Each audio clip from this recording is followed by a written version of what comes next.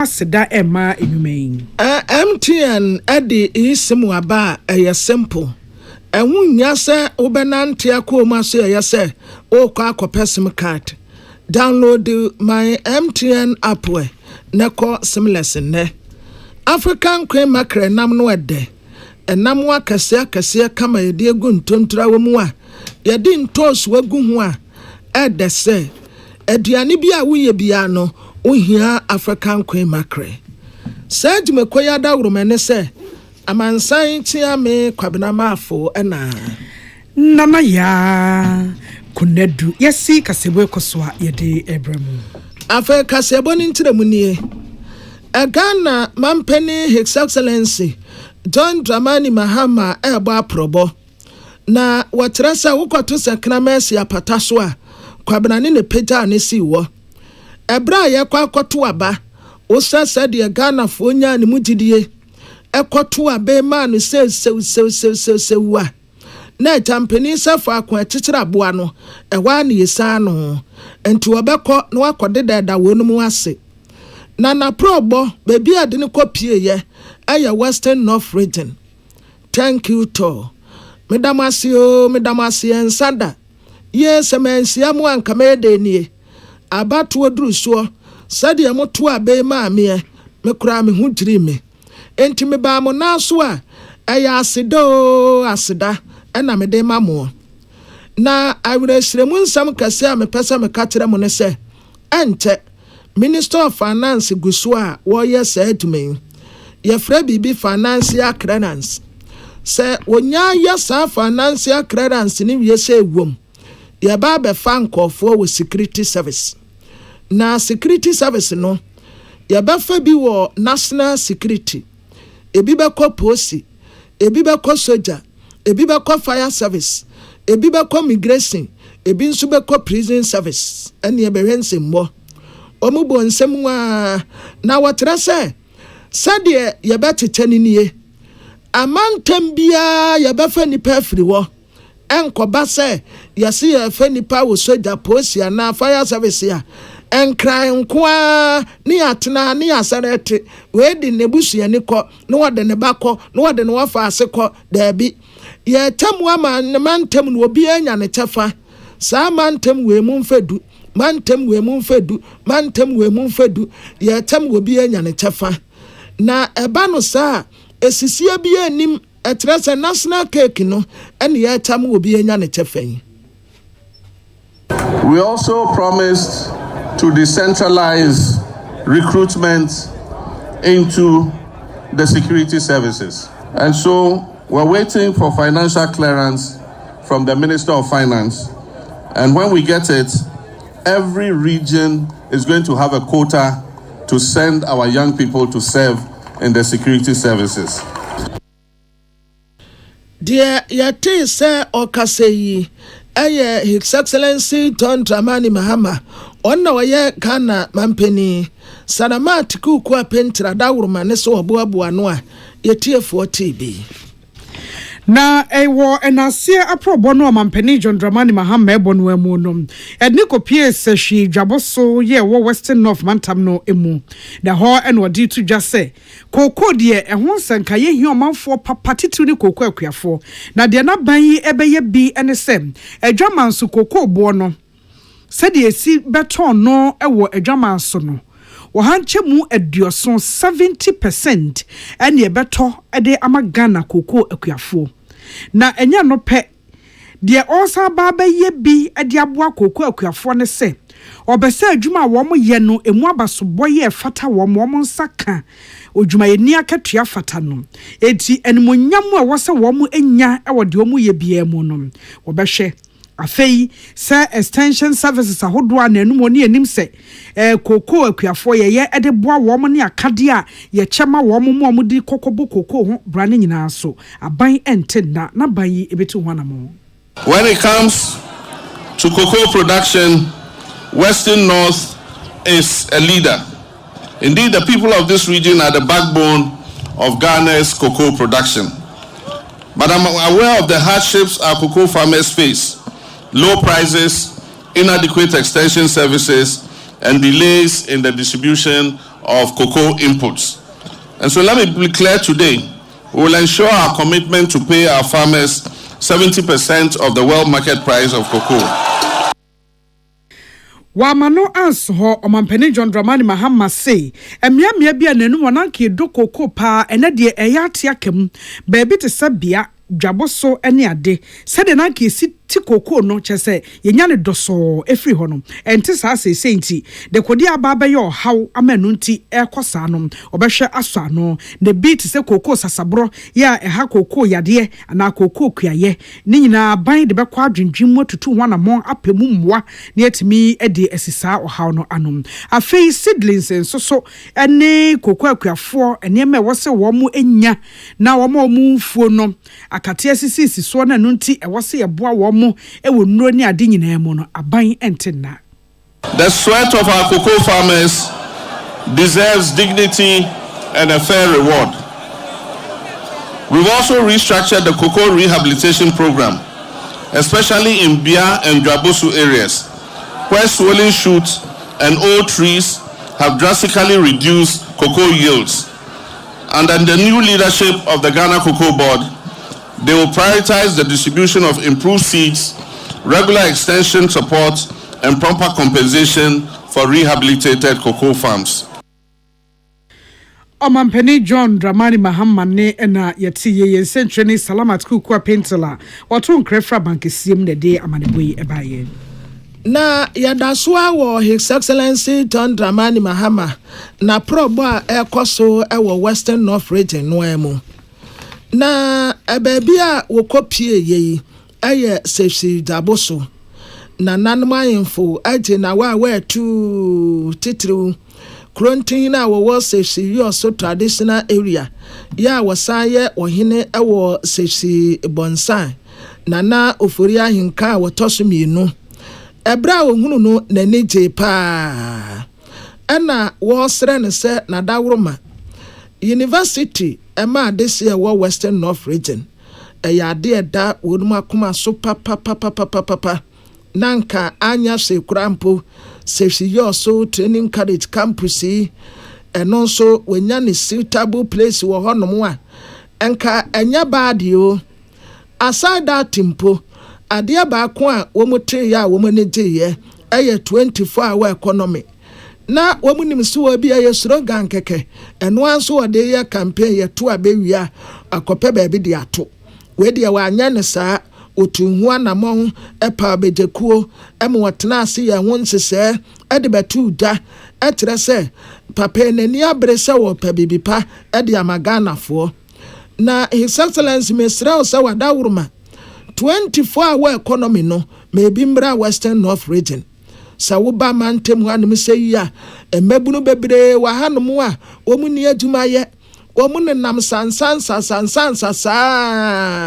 enti abra 24-hour economy ya bei we de na dawroma wonta nani mesha this year Western North Region said ye be ya omu benya adwuma ye aside that mampeni abra wo be hunhunu ye ya kwan ne nya ye ekwan na nya sei yesre ebra wo national cake kaya this year Western North Region so na be yakwa amaye aside that you eba no accessible health care apomudi ya papa se bia wo bi yare kwa ya asabia de wo mpotem wonum nyina enso ani mampeni wadawuruma be ye bi mayenso ai Yewura yahuse samre wa launch the 24-hour economy abano wa bamu pen winnim di na wugu sunsun edi ehihye ya wo de ato akwemo ama obi ehun se ampa efatao yenu said the aduro eyedinja na wo pe wo. You just have to leave a legacy. And for the best legacy you can leave with us in the Western North region is to help us for establishment of university. Why am I asking of university? I'm asking of university because at the end of the day, if you arrest 20 armed robbers, ask them how many of them holds first degree. It's 0. So that tells me that education is paramount to the development of every community. Is paramount to the development of every community. Dear Tay say or Casse your continue our war safety or so traditional area. Or say or Hineya war safety bonsai. Nana ofure ahenka watosu mienu. Na nidieti na president Emma National House of Chiefs ya. Osaya parliamentary safety amiaso oje ahoho ya udebi ya watosu mienu. Ono so elder president ase se ebra ni free ye wo beti wo hina de besi ne president ya wo ye wo se ade yo oka asem a wo ye se onimo amanyo asem kakra wo politicians wo ba be pre tumi a e wo na obehunu se ano ade jibosi anya no an ye ditua wo be petumi wie pe o manfo no nante wo mu so but we de wo ye wo se ade yo oka wo ye what netire no shedin promise ya wo promise ye ebra wo ye campaign no a aka kakra bi na wa fofide ni nyina awie na mom na de srede ye baako drug abuse one some rakete infantia drug abuse a emrantie wo se nkwadada ate a eseye ni nyina ye nubone obi a ye man kwanso won tondro we na sa nipa kro no so ton one some racket infantia na bebo yankwada ho ban Titru on wa JHS and SHS the stress aban me wani na mfa emranto ko na won eton selu boni e mo na nchiwo ni ntu wa so na yetu yankwara antofo no munya na red kura de ekum kwara no wa omanpanyi send American youth employment de e wo ba bia na say youth employment e ko ka drug there any oti ho no mu a ye ma na adwumpo ye de sekan ya na say etuo abaye so abaje ye japade nti yesre oma and I teach you 24-hour economy no emomade na enimu na employ as many of the youth as possible. Me can we no me nya galamsey yensuo say galamsey e de yare wa ba menim say president waka no mia bebre say galamsey wo beguso yes menim say wo guso. Dear yati say oka say president Emma National House of Chiefs osaya parliamentary fema sefia so oje ahoho ya ojebi ya wotoso mienu na yenua ewuko ato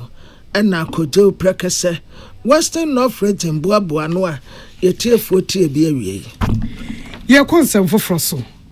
Enfie kakra ni ene enya ekuo ye sorry yes galamse no kwan a ye fa so a ye bo ho braga na ntwa yi enti wo mo de wo ma no tumu atutu jade aguaban ahodo chem na yetimi aye de se na efata ekuo yi na enu akra de na ye de ubofo ana ensentwerefo pe afa de atratra ba be ye ekuo ahodo bebre enti abe coalition kese e de da so e de Ghana coalition against galamse na ekuo ne kofa baye obroni beka se convener eye Dr. Akan Ashigbe Wamatutu na mo bebre e de akasa de afa galamse esano aye twa no ehom na baabi asese akwa akodru nti empanifo ya baabiem e kasa kira ban se enipa mienu bi ye NDC amanyokuo ne ma na yese wo nya ekuo ma keke we mu de wo mu kuta dibre baako eye axim titenani ekuo ni titenani wa axim ana baako susu ewo dunkwawo sade wo masidi wo mu ti esi galamse no mu nti aban enhwe na wonye birbi emfa ho ne yentwe wo mu aso anaso yemfro mo na wo mu enyai na eye won pe enyina so bi wo ho ye hunu bibi e betimi di ensesi ebufri se galamse yi aban abakọ aban abasene obia mu nipa o ye galamse wo kan se me enya mea eti we ne di adanse wo ho a ebe me yetimi atwe wo mabo so ana Dr. Akan Ashigbe doc peace fm so ni ma hai ye nia pacha wo ho tsai erade adom ye ho ye pam gidi so so ho ye Yesu shira me so me ho ye ye de erade ase de ya tia free coalition ho nie ese ewura no mienu axim ani dunkwawo NDC constituency chairpersons and chairman and they say the galamse no muti sim wadawroma boyemu e na kyerkyere ye de ma ekokọ wiese mu ye hu sa wo mo a me da se na fortunately no coalition no ye tro krata ekoma o mampini say ye besia because they are no man ekono nya say bibi be siwom na mampini ka say yensia Minister for Lands and Natural Resources first. Nti yeshia no ye de sa no mai bi eka no man na ye de tu nanim. the NDC MP for our win. On him for accusing of involvement in Galamsey. No, say Nyampa na him for no na rather involved. And no, you are petition president. It's one of the things that you can. NDC and constituency chairpersons or the same area on large scale mining firm be almost someone accusing of being involved in all of these situations. Ya bo mudinya the yes and say investigation the PP NDC constituency chairperson for Dunkodi or no abai atunko for so omunko stopping conform we involved in Galamsey no more journalists no muni abako Erastus on the line way or no confronted someone that day in Omun Kanchen and San Omobaho. Or no what locus does he have? What interest does he have in the illegality? Or no say ascribe for Babayo Mejuma. So he is also implicated in it. Osha Act 995 or be of facilitating, you don't even need to be involved in it, or be of facilitating illegality. No, when you're guilty, you know for 15 years, that's all got them. And see, also not the same way, so in that meeting, so you can about a contaminating. Based on the Juma Minister for Land, Nankasa Swabe confirming no petitions I had in 2022, no, I know so you can't want them. Unfortunately, no, a contaminating you say Yachino, was started, but unfortunately, only one of the directors been Yachin. The Akan Omwe. And let the Minra, Yanko Poncha, one of the best things that matter the fact that Attorney General no actual letter Koma Iyoko say Omo investigating Kokuminubi. Also Joseph Yamin and Abubakar on also investigation on that is Yakanameno Ewo Ibiti or Kase Nyampa or no Mr. Yakubu Abanga or say Nyampa say but it is important and I think this signal Attorney General has said it's a positive signal because of Okuno against Galamsey, one of them their minister the issues around excavators is registration, tracking, it's one of them. They say a Minerals Commission, so more expanded tracking. The other one, politically exposed persons are involved. Attorney General has started with. When he did not leave out NDC for us, about NDC for the now MPP for also under Professor Fribourg Boateng report, which it is important to thank for because unfortunately, NDC for almost only NDC, almost criminals, some more Galamsey, and now conform MPP, almost only criminals, almost can't bomb no more yes idea together. It is a bet me to idea, I see making sure Obia Boni Dim, you better investigate too. You be find no guilty, no. You be make sure say no be farmer consume ya try as what dem dey. If you say a bo Attorney General Abaso, I see a bo Minister for Lands and Natural Resources, any President Nakasa Abaso, insofar as this is concerned. But you say Baba Abaso no keke, I media for no when you go. Now you constantly you busa say at Yoko no omo mayen report on it, and not only Zanko for now we go for two, no NDC go for two no. Other ones who say about the background and the petition, our president no one, NDC MP for our win. They say a day on no count. Now a day a friend is saying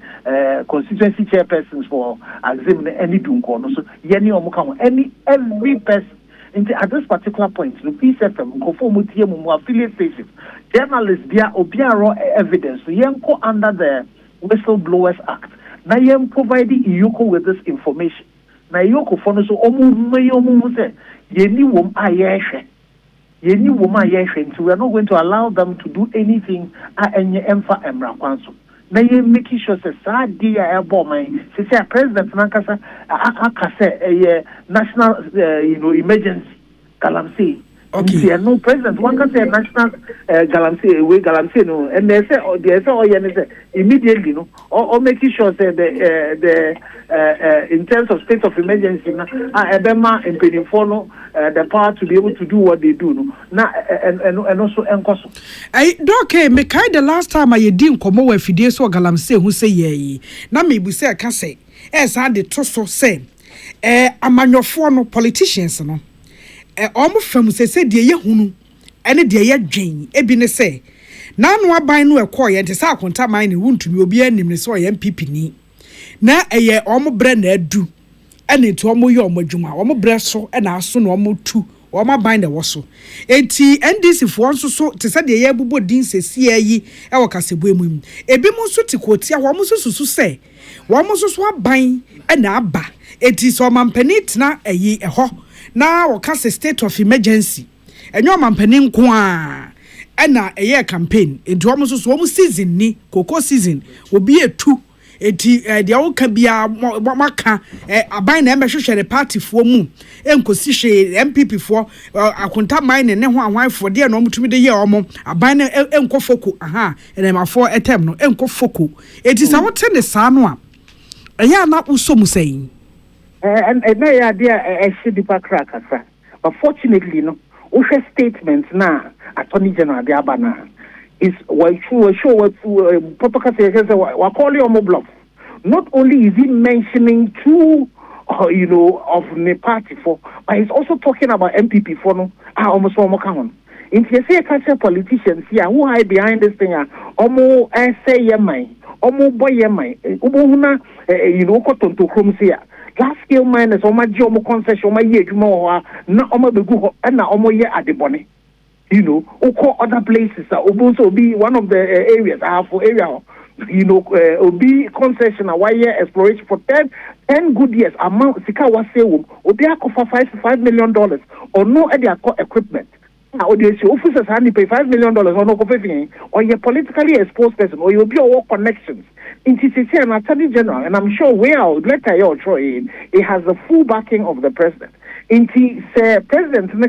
say onu dia na almost a minister saka say you need order from above dia na. I'm sure at this particular point, the point where your friend is Attorney General letter anko yoko kukuemu anko kukuemu na ko but your letter is say in the public domain yenya inti medium wire with what has happened. If we follow the invitation of the Minister for Lands and Natural Resources, supporting the fight now, this is the time for all of us to speak into various professional bodies, various religious bodies. And in Kofonia, sorry waka. Last year, Numa, say a call edu baby and say do. CCIC sorry, near support in this particular one. Now, you say supporting, supporting no mapa air cost. Not their anchor, point it out. BB to say, your friend is saying, foreigners somewhere involved here, your show money job. I said, Niano, a sucha. Na ye boa na making sure say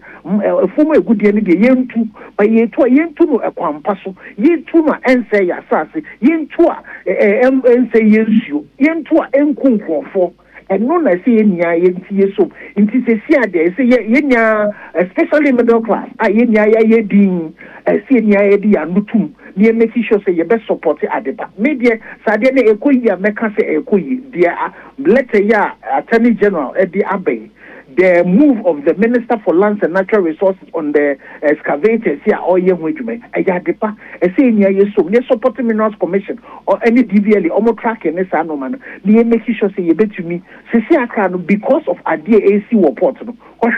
A lot of the incidents of the excavators, and I think it's a positive thing that we all need to support, but there's still a lot of work to be done. It doesn't matter, say, NDC, MPP, Keneta Shibo, Obiaro, say, involved in that. And I'm happy to say, where you can, Yankasa, Yanfo Mukotu, if you see investigation. The most important thing is, my small brother, and he needs to make sure that he will do a good job. To make sure that the trust reposed in him by His Excellency the President, he will be put in the right place. And yes, I know many manum, yankasa nananum or my say jama Don't carry Yadasio. Papa, Peter from Mabomadi. Yadasi. Abza for Dr. Kenashigbe, a year convener, and Magana Coalition Against Galamsey, and in Nedim Komo Kakra. Na Emra Sabedenia with Nama this year war or do. Honorable Alfred ni Asi Kote, and na wo bisa Wamra Sabedefi. Na no person who say. A turn as soon as a baby sissy market, a da, a fofra, na sɛ da no a yɛbɛ sisi no no wɔ bisa sɛ ɛba no odumigya ɛho bambɔ te sɛ fire safety a ɛte sɛn ɛwɔ saa market wɔnom sɛ nkesi sɛ ɛgya ɛtɔ hɔnom a ɛkwan bɛn ne yɛbɛfa so a yɛbɛdum no na no na Minister for Local Government Rural Development Honorable Ahmed Ibrahim ɛkyerɛ sɛ ɛyampa asɛm no a woka no ɛdɛm trodo ɛyɛ His Excellency John Dramani Mahama ɛna wɔde wɔhyɛ ama no sɛ ɔnka Metropolitan Municipal District Assemblies nyinaa sɛ obiara nsi market na saa market no a wɔmu sie no District Assemblies no common fund no wɔmu yi 25% na wɔmu mfɛnsisi saa market no na market no ɛyɛ amantam ni nyinaa obiara benya saa market ni bi a ɛdadifoɔ ma abɛkɔ hɔ na wɔmu akɔdi gyatrɛ sɛ wɔn pɛsɛ nkɔfoɔ bɛgyina nyina kwan ho na ka atifa wɔnom so na yɛ pam wɔnom so wɔn nya permanent market a wɔn di dwa wɔn a ɛbɛbu adwadifoɔ maa no na nea wɔkan ɛno koraa na ɛyɛ number 1 fire safety sɛ market no a wɔn bɛbɛsie no ɛnya ne fa ne sɛ yɛsi dwa si wɔnom hyɛm na egya bɛtɔ mu a wɔdum gya adwumayɛfoɔ koraa nya kwan na wɔn de kaa fam na wɔn de akɔ akɔdum gya no enti saa emergency ni nyinaa wɔn de egu akwan mu ansa na wɔn bɛsi dwa no.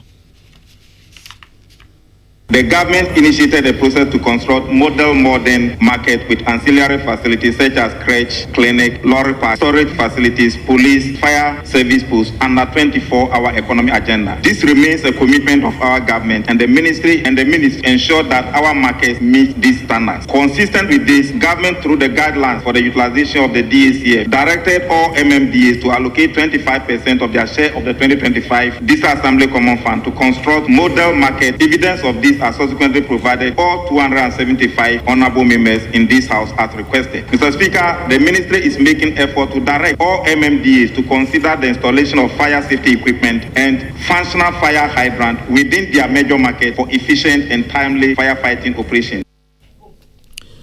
Nanwati na watre se President Sand was sheka ho se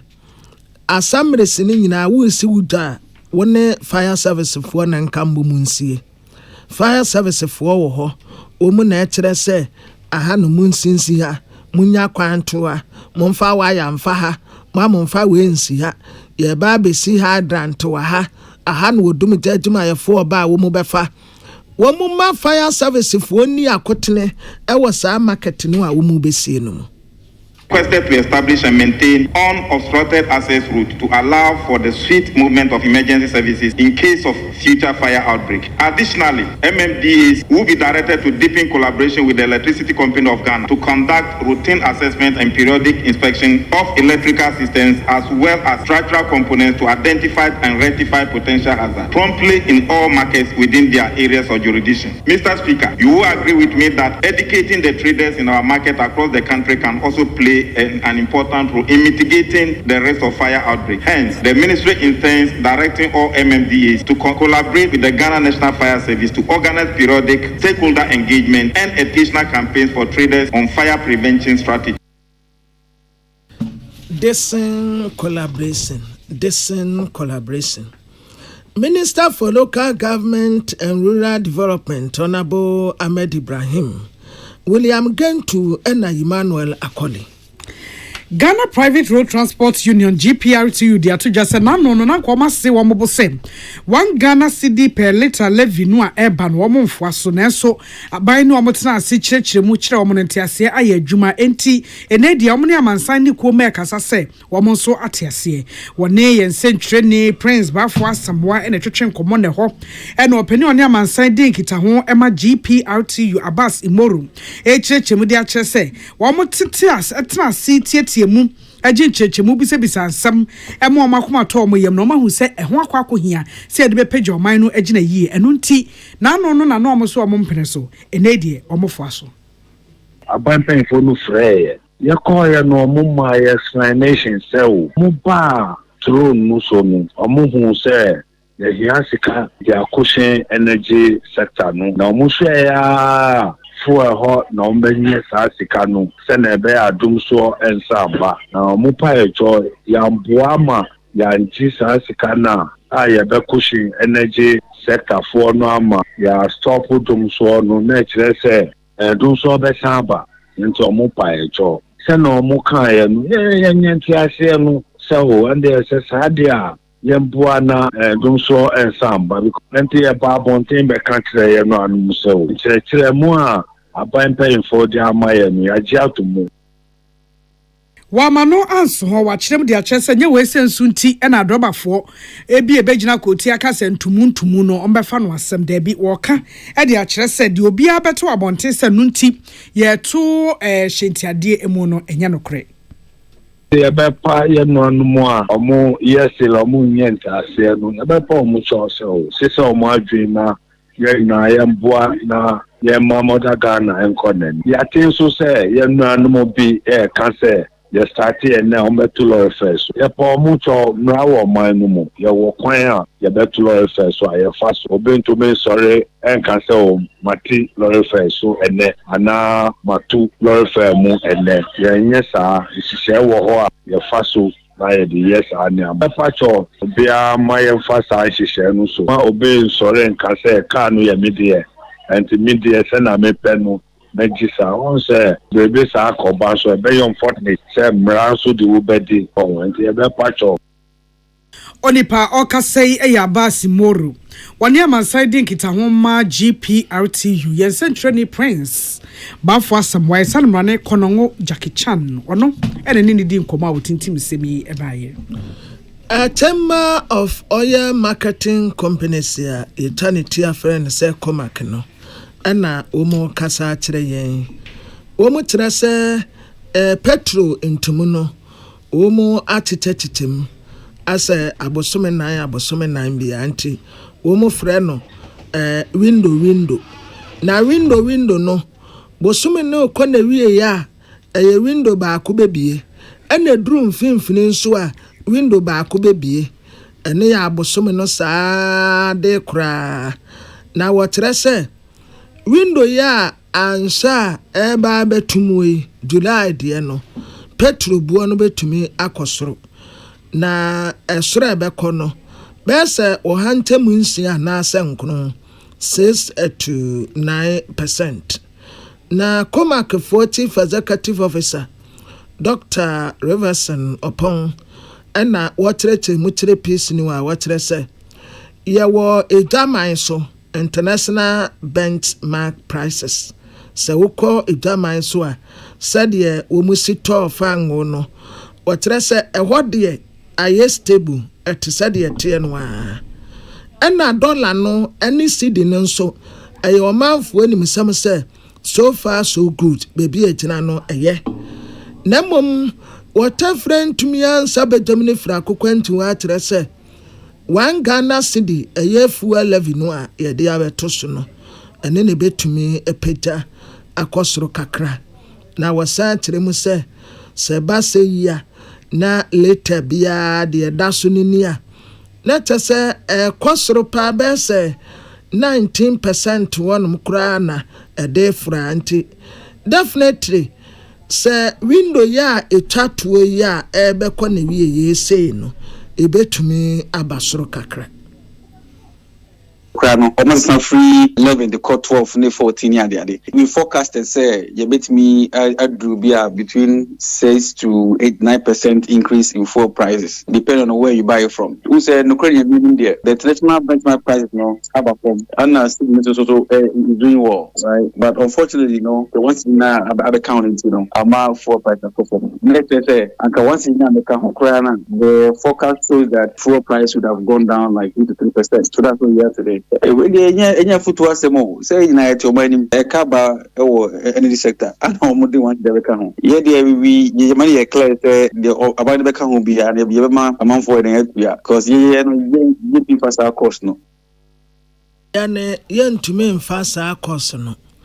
aye chief executive officers Emma Comac Chamber of Oil Marketing Companies Dr. Riverson upon na nuati na wasre Minister of Energy Honorable John Jinapose na dwuma wɔyɛ sisi asɛ Minister of Energy no asɛ wɔne nsamafoɔ di dwa ne nneɛma mu nhyɛ daa ɛnna hɔnom koraa yie ma no energy sector debt ne sei ɛsɛ wɔba bɛkyerɛkyerɛ mu yie paa san sɛ nsɛm a wɔka fa ho nyinaa ɛntɔ asom aside that Minister of Energy hɔ no asɛ wohu sɛ katasom wɔ mu aso bi ɛkɔ so nneɛma mu nna hɔ afei ba no accountability akontabu a ate sɛ obi ɛkyerɛkyerɛ adeɛ no wahom so ɔkyerɛ no wahom so ɔkyerɛ no wahom so wonsa dɛ nhu akontabu a mu da hɔ paa sisi a sɛ energy ministry wɔ mpo sika sɛ ne yɛ generate ɛka sɛ ne da hɔ ɛkwan bɛ road map papa bi ani hɔ. Yeah, they say, I mean, as an other Ghanaian, no, I say, Minister, no, or Ministry TV, my roadmap, Ebemasa, energy sector debts, no, because Oko or maybe Bremo, or more energy sector, and a bois or more country, no, or more man, no more Munesca. Young Kwana, the power sector, I heading, ages free, ye coffee and that's wrong, it's vice versa. Oh, I'm a bit so what I say. It was a team putting system in place, I bet preventing this energy sector to grow or even to stop at all. Now, I was say many Remuno, so on my own, the scano, the Omania, the Omode, and the Omode bois. Dear, yet is Okase aye Comac for Chief Executive Officer Dr. Riverson upon a Clinton Akwesi Amwako. Executive Director Ma Educate Africa Institute Ora William Wedi wakamfo ngomasiaso yende swafo wanamono watutu se teacher licensure exams no yentwemu no ho na enche na ngomasiaso ne tire krata kwa National Teaching Council eka kire wo mo council ne register nyina se August de etoso aduasa bedru no na bibia wo kwan mu a wo mo ye ewo se wo mo trase ne ba bewe obi empese mu betron sohwe ne ama ne license ne ade nyina wo nye ne nyina anwie bosome August ne de etoso aduasa du na de o maboaboa no dada no mo nye ya ne nyina na chese ye twam if this break on enye adwuma na no Ora William Bodi say asem de ema wo mo a na no mo shine mo kan say sa teacher licensure examination no enye ne papem no mo de mo susu say ye be fa kwan papa so a kyerɛkyerɛfo ade na ye nam ngomasua hyehya pono so ebuo ma desuo musua ye ho nkonta na enu achi ye de tumi amom so mo nkonkɔ ye adwuma ensi hɔ sɛ ye bewie ne yesi asan akɔte badwakuo foforo badwa ne mrama ye teacher ni ne nsohwe ansa ne ama akwan mo akɔdi dwuma ananso sɛ promotion beba a watimi akɔ anim ne de no msu sɛ atrahye kra enti enei de ɔsoafo ne asoe no aye no ɛyɛ wonde na dientia yenso yeni agye ho ane say from the very year no yaka ho asema say nka ne papa mu no yemfa sa license exams no enka final exams na aya na addition for no etwere ewo omu college and university level no because no so when timentwa unqualified to be a teacher, a trained teacher educate dey no ka ho a tanka ayeba na obi ba be real school na wa betle fi 1 year later sana or the some minute aspect of the wakusua no no, it doesn't make sense to be honest with you. You can't but abandon than no one fee. Maybe school now after 1 year, yes, in cultural license exams. I know some people they have qualified, they have their licenses, yet they are unemployed. They have not been posted by DES. So what's the essence of acquiring the licenses? And no count be na me any agent. Enu achi waso for hwe ngumesua so nunyafo Harry na Idrisu akokodura na mo no watu e de asise agina ye no enti yankamfo no. In fact, it reflects leadership. It reflects Ubia, or you can devour was sent the Chidifo, and it reflects promise and fulfillment. Because it has been frustrating most of the young graduates for years. What makes someone a trained teacher? Now or your classroom practical work to give them license and Ubia the college of education. And as invest via teaching course via if be teaching practice. Oh yeah, no, mandatory. You do that, we give you marks based on the Okoye or classroom. It's a part of the training. Those are the things, and it is enough. Why should literature, numeracy, and essential rubbishes someone's 4-year education at the university level or at the college level? Ora William Bwadi, Executive Director, Educate Africa Institute. Yensen training sika yim and any disa and komoing. Executive Secretary Ma Importers and Exporters Association, Samson Asaki Awingobet. On waka say, what I say directives ya a free president to one Modiabano. Omania je papa Omotina wa too. What I say President Edward Sebiaba say import and export charges here did that sunyina umunsana umuntete so. Na nyasa wo kan wana no keke. Wa ye ho mra e de komra sebeje fie se wo munyentum se wo mugye sa mra ne tum se wo mu a ebema port a ukoduru na ukoyi unuama na wonse guutie no ye betete ni nyina so esanse we de mra etayetire nan wotre se a obi ani wanu a wotirefu asem pakodo asem we de wo mugye na wa tu etre se for some time now I think for some time put the asema kan hiye ate efre tetentre didi besin ne wotadi ni bia dro tema port a anasa port no okoyi ni nioma na ne nseguniti don't wana nioma bedru won mu a wontumi nyi ne yafa na no wotre se ebema sa agbotoro na ki ni nyina afiri ho adadifo ho be hare wo mu obe jaman so a enioma bo nso wo fom fofofo obia benya na fam de enti asem we de wo ka kire mrase bejafo se eni kwan se wo mutenten so kura ntempe ya wo munyuntum na meya mra na bra woni peace news o kasa no wache se mampeni woni so ade hunu esan se wo tene wo manfo ho pa. It's something that we at industry players have been calling for several years. I, in particular, as the executive secretary for importers and exporters, we've been calling that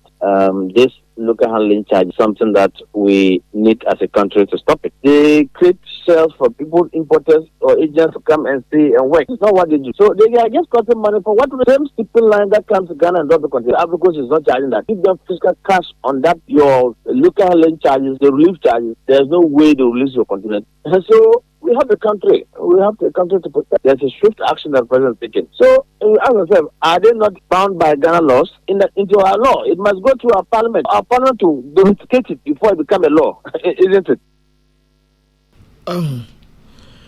Dear Yate say Okase Samson Asaki Awingobet. No one found so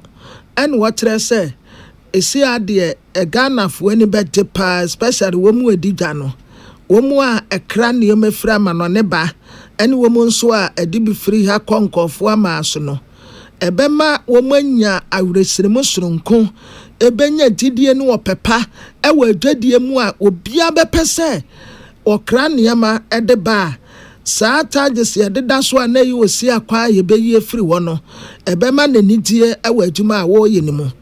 afei oba market ya se ankran so aye kodwa so akwakoto niama no ye ni beje kire se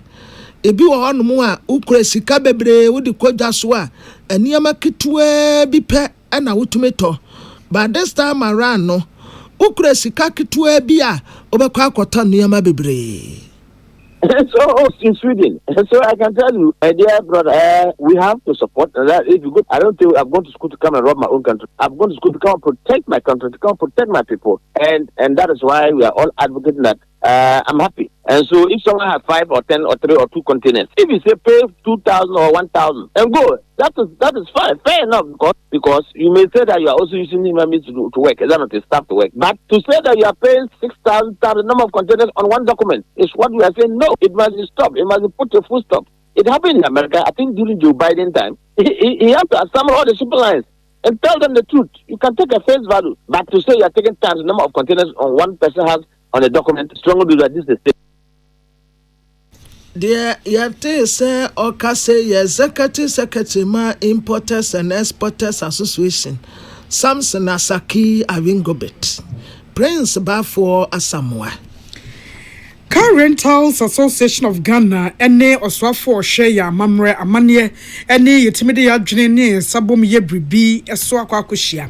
na bro ni onwanyafo ablajifa gomashi ehia ye no ohaw bebrebe ye wo Car Rental Association fo adwumemu no wo mu gina so etesetesemu ekyereye ekuoni titrani owura Michael Sapon ene di animu kasai no osem ebre wiase nyina eko green energy obegina so asresem petrol ni diesel cars no a sese no ana ne enim ene electric cars na ba eti ahoho ye bansa shahodo organ mu hase no bebre wo ho no mo ba de omu busa electric cars se ombenya no bi e de adada omo ho de be di akwaniaba nti wo stress enya se beboa wo mo mpo wa adwuma mu keke ewiem nsakraye climate change no ayepese bo ho bra yie na ye de EV ana electric vehicles ebe she diesel ana fossil fuel ana no ye betimi etu eho anamo eyie eti wo ma desrede ene sem ye moa na wo muntimi enya EV cars ne pii na etimi aboa ama eho abrabon so akoyie ama won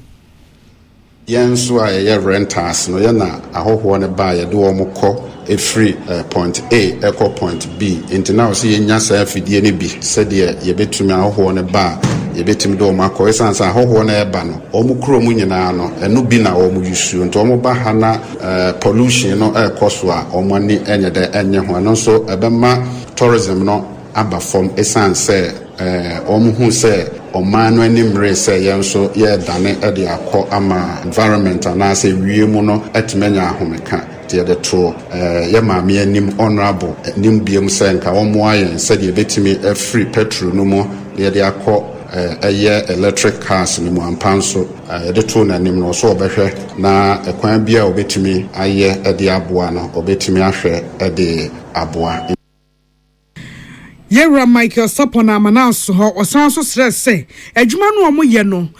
dodo no a wo Car Rentals Association no mo no sebe nwomesua no wo fom kakra enti senkebra no bra no wo mu nya nkyerɛkyerɛ bi ye beboa amomatimi adada wo ho yi a ebeboa wo mo pa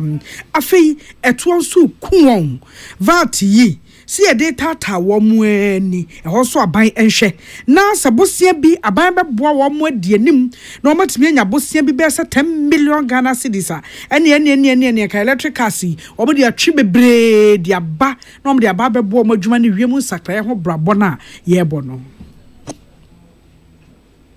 kuo no obroni be ka say weak regulations fraud any unsafe vehicles mfidie ne bebre ho a ente apod ni ahoden so esikwan so esan say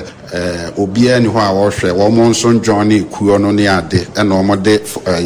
car rental de aboso ho twam a onim bibia nti no ne ye de beto nanim na poor driving standard obia de car kusi ho a wo say or rent cars say or ye proper driver say onim de wo ye say onim Osha Ghana ne accident bebre na esi ekwan so no ka ho ne de ba say minister moaye na yenkura na ye system no mu no o ma yente training school yen training ye drivers no no ka ho Onipa yete ne kasa ye Michael Sapona wono ene ye Car Rentals fo no wo mu etitinani president na ne de achi na nsahwesoafo munyamfo gifa abla gomashi ezoso chemu echeche wo so wo hawo na wo ka nyina wo mate aban from die wo so ye bia so aban be hwa ye aban ne atraya hodo bi te se Ghana Tourism Authority eye GTA no afei DVLA ene National Identification Authority nyina ebeto abasa koma sika sama so ye ne so ka ho no hawa hodo mo bobo so kire no o ma fa ho adwen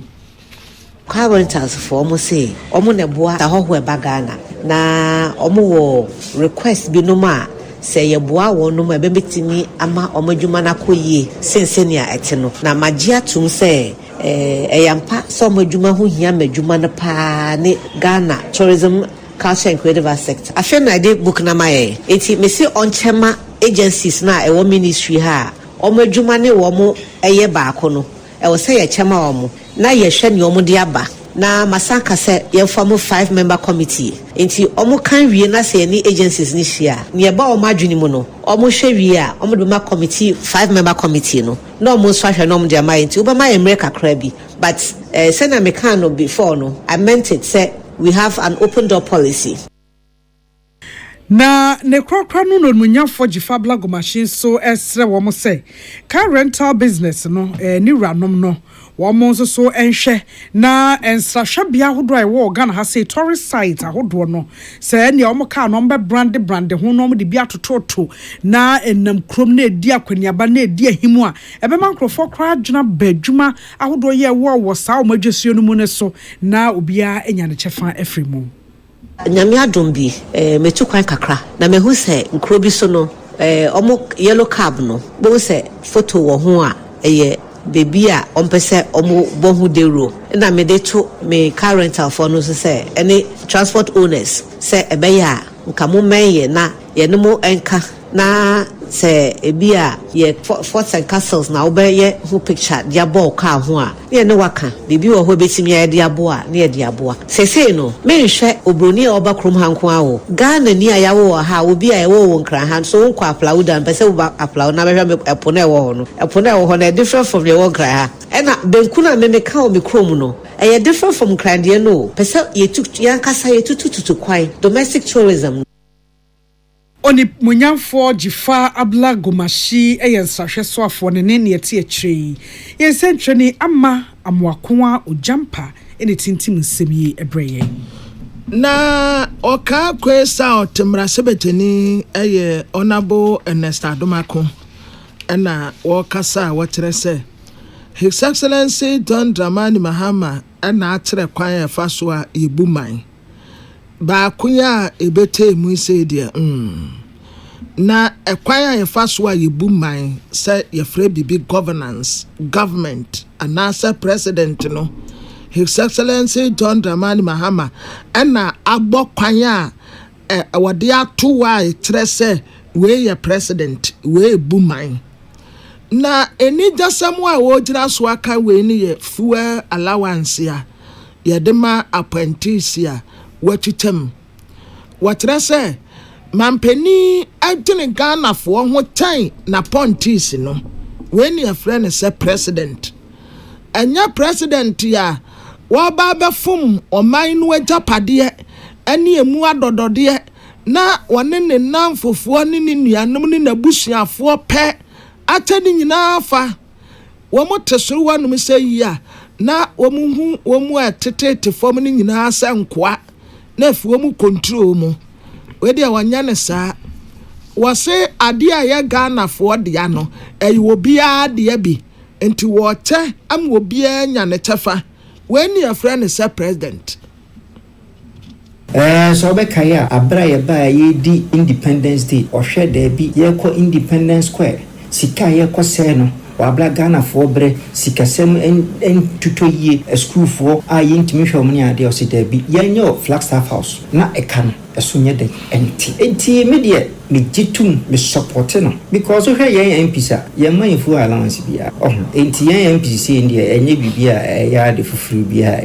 na nya no kwampo unso sanso ka se esgasha ne adini nyina no oba na waba be yini nyina afiri ho enti sansi ode aba dia me ne ya adwen because Ghana fo binum so ye adwuma na katu agye na afia eno abi no de topetru eno no odi tua kane aka eno no bi no odi tua nsuo na ye na ye so moman no was a young sacrifice be intimidate me papa His Excellency John Dramani Mahama ya adwene said the Ghana fo nyina fam aswafo ne chief executives ne others no mo so so emfam ye nyina yen sacrifice yen tighten your bet no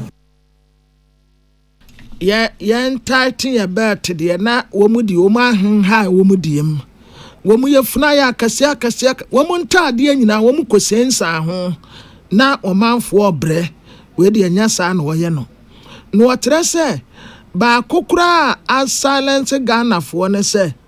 sa one Ghana cedi etasi a wode 2 later fo no so no na Ghana fo bi trese o na ne obi a ye ho kire ya 1 cedi ene ye de atoto to later bi a so die na mo aso afo no mo ye dan leadership by example enti wono atu anamo de wasaba se efiri na deko na pointi bia fu allowance ni watam omode eka omunko nanka aban enmegu ase ye de yenhwe we are focused one Ghana city na ye de to fan wo so no Ghana for agi atum because hwe eka da ho na kakra na kania adum kakra na we entie de saa sika no to na eka no ma buragu ho no etimi atwetwa saa kana we ayade ade menyini se ade bone because eka no na bo buragu ho na hwe ko mfa so saa buru saa kana gu ha enwe bi ha na ensem fata se yetimi kra ohwe yisidia omutimi kra cables se ye de baba ye enyam dwumadie ho ade na cables no aka port o se wanye sika nkwanko yi na wasa fisika asa akokra bium na santa no obusa ho se Ghana no eye wo papa dia ana wa wo dia ana wa wadwuma sa na nka bawra nan adwuma wura ban na wo kra ne mafira mo no ne na wonyim se woni sika wode be yi ne mafiri port o be kra ne ma no ejidi se ne ma bebro ha omo ye ya entwayi niama bebre wa enchaye okan kwe south mrasebejeni enesa domako William Gentu ena Emmanuel Akole ena omokase na atabubu wonumu a eton niama ewa atabubu amante ekuyafo ne titiriwo en omokase omotese sisi ade vegetables atosede na cereal crops no na buaba form papa tabubu amante municipality ewobuno East region esi ade besa bosome ba akunie na buaba form wa meda form say team vegetables bit say pepper emeko okru garden eggs ne nyina ya tete so kra wo say last year say year na edimirika se moti ayagbo nani so no this time around there ebo na ba form kra na wasi asemo ani dance otebia ya dance etre se first say na okuru se okwa atebubua bucket no wo moton no 300 cedis enne wo mu kansi sudua se 50 Ghana cedis enna meko muno no fresh pepper no some time ago none boy was so pa and numbers 400 Ghana cedis is here there woman teswa from kra Emma 70 and 75 Ghana cedis pe ya eniama no boa ba from kra na what say ba say ya na trese customers no a wo mo kwa akoto ne de wo mo de pa but womu akuafo no nso eye card ma womu trese eniama womu de kura saa emfudie ni nyina ma ne yeyi no ne boa yede enti wo sra ban se sade eniama no boa ba form no seedlings na fertilizer ya womu de gugugu no ban no so no womu ntete so ma wo ya boka pi yesika nyina ahye ti yesre se abenya bibi maye na nyasa ya boka fa yesra na mako millions ya no fa fanda me bana million ba ko no fa abruwa kademo sese ya boka ya ho akire ya brepa sese ya wonboa ya bre mako 7 million 8 million sese 2 million 1.5 nti ewu abanhwe no ye bibi mai enko yie ne ho ka no ye bibi mai last year yo moto bayre 120 100 million 120 omoto bi 80 100 afiwe 40 million client 50 ento they say nkruma kura omonto banchi omonto once na kura mfa ho mako 1.5 wa bresa ko do mako asu wiye mako 1.5 e mako nyina gu ho bonto ba yere so nugu man afo no ya bre me culture ekuane ade bia ni wa de badwom ha ma omoto eni se na ye ade ya didi ya do moko ya do beans ya do ba yere ne nyina gu fi obi anto na si ano ye ya be adwuma obi anto ayaka na de so ya bread didi no no de na ma ne ba me nyo obi amana aka se mbeto 200 number to 1 city na si amemi nkofie na nkoye den wode asempa na bampa eniama no bo no aba form kra no wo mande srede no aye akade no a wo mu didua wo mu no bai no fertilizer ka ho seedlings ne ka ho esese eno nso bo eba form edema won we ye kuafo ewo atabubu amante eni akwabena menu ye jina we so make us boy so to nkramada roma ye ba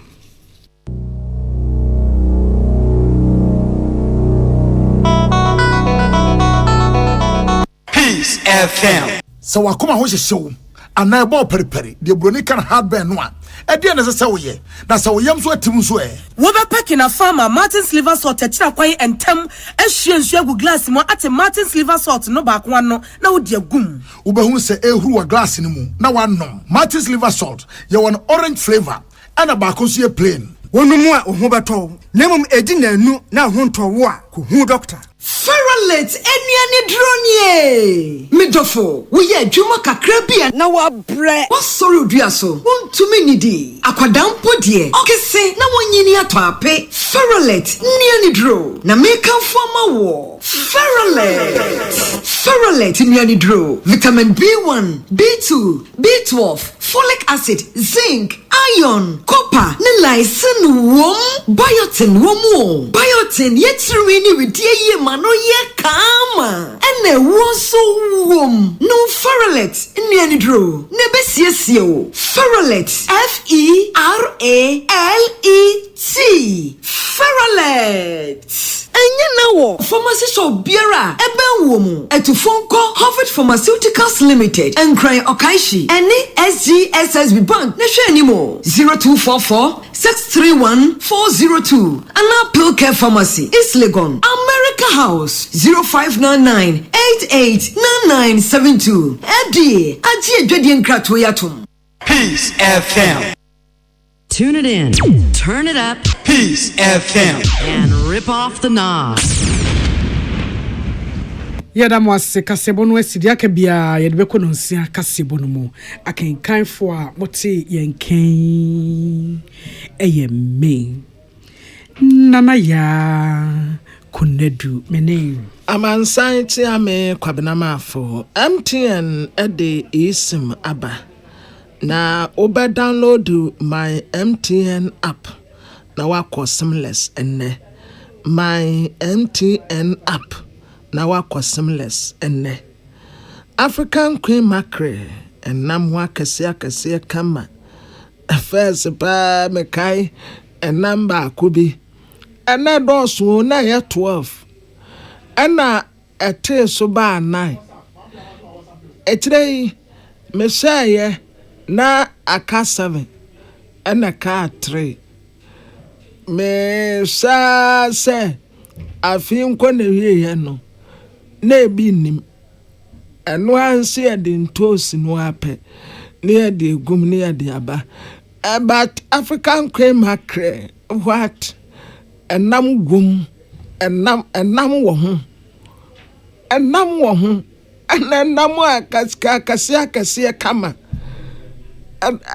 antisuni nyina asuni nyina ye nam what obenyampo akase kama usomu ahu se wa usomu mu an se ya waso namu anya namu a ankete bi ase na ye bi but this one yes so kama say ya edankwam ha say yes enam na dankwamu ebi wa dankwamu ana ayira odi yestiwa odi atribenum sa anhunu sa kwata info sa ayira wo nkwan mu sa ayira wo stew nu mu kasia nam wo ho enam wom what African Queen Mackerel stew soup jollof whatever it be African Queen said tawanu mu keke 0245326180 0245326180 African Queen Mackerel abusiafo ya damase amamumonitie me mainti kwaso woni tefem adakabre from Pomanso Osioma Romeo betna se ewo OKFM na Peace FM ha aye ukuada wie de make the triple darling authentic say obesa ba won no creature do by 2:30 Oh, okay. And then drug abuse na no ben da fofo. Ene da fofo. Oh, okay. Ene me ya how ne say. Oh, how ne say. Yo. Abusiafo yadamase ama mo monitor. Tune it in. Turn it up. Peace FM.